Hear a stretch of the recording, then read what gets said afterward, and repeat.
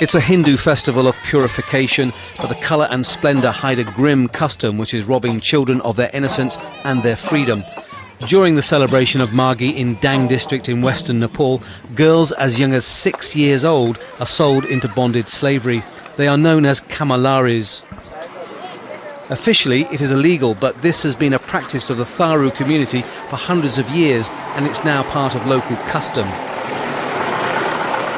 During Maghi, drinking and putting the price for the child.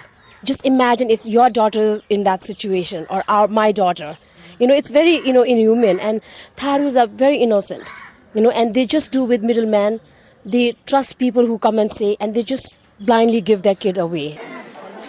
Poor parents make just $15 or $20 selling their daughters into bonded labour for a year. The girls are supposed to be able to choose at the festival whether to continue their employment. In reality, few get that choice. They have to continue working. Tabu was 8 years old when she was sold to work as a domestic helper. Her typical day began at 6 a.m. and lasted for 16 hours. I used to wake up, clean the house, wash clothes, cook food and prepare tea for my owner. I also had to do the dishes.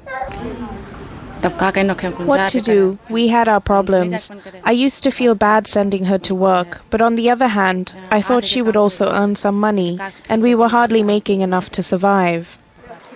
Tabu was freed by a Nepalese charity, Friends of Needy Children, which has rescued nearly 3,000 girls from slavery. They give livestock to the parents and an education to the girls. It's a positive step, but hardly scratches the surface of the problem. These children are fortunate because they've been rescued, but for thousands more the ordeal is continuing, and for some it can lead to even more than just hard labour.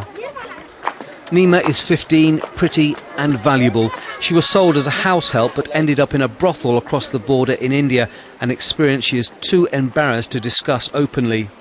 I do feel sad. Sometimes it hurts so much that I cannot forget. Sometimes I start crying when I recall those moments. I wish none of my sisters has to go through the ordeal that I went through. For some there is no escape. They spend their entire lives in bonded slavery, and some simply disappear. Quite a few of their families came to search for their kids through media. They said, like, my daughter was taken 30 years ago, and I don't know whereabouts. Some former kamalaris have received compensation from the government for their ordeal, but in reality there is little that can be done to take away the hardship and the suffering that blights the poor.